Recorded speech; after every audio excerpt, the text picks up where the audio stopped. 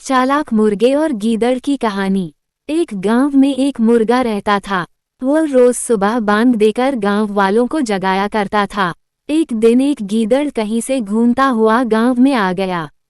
जब उसने मुर्गे को देखा तो उसकी लार टपकने लगी। वह सोचने लगा, वाह क्या शानदार मुर्गा है, अगर इसका मांस खाने को मिल जाए तो मजा आ जाए। वह तरकीब सोचने लगता है ताकि किसी तरह मुर्गे को दबोचकर पेट पूजा कर सके।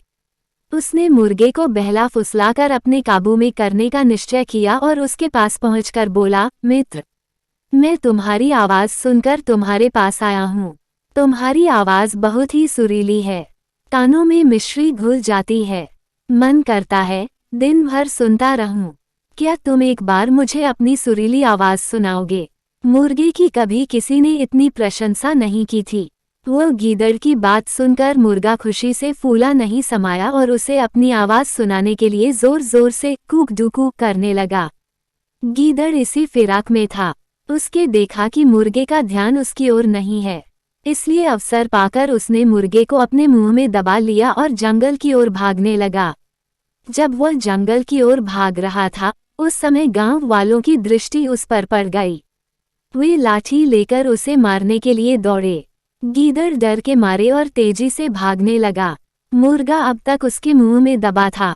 तब तक उसने उसके चंगुल से बचकर निकलने का एक उपाय सोच लिया था। वह भागते हुए गीदड़ से बोला, देखो गीदड़ भाई, ये गांव वाले मेरे कारण तुम्हारा पीछा कर रहे हैं।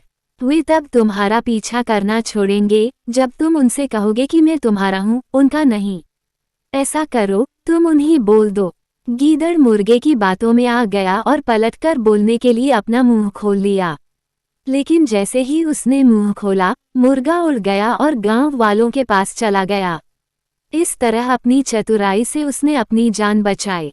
सीख: संकट के समय बुद्धिमानी से काम लेना चाहिए।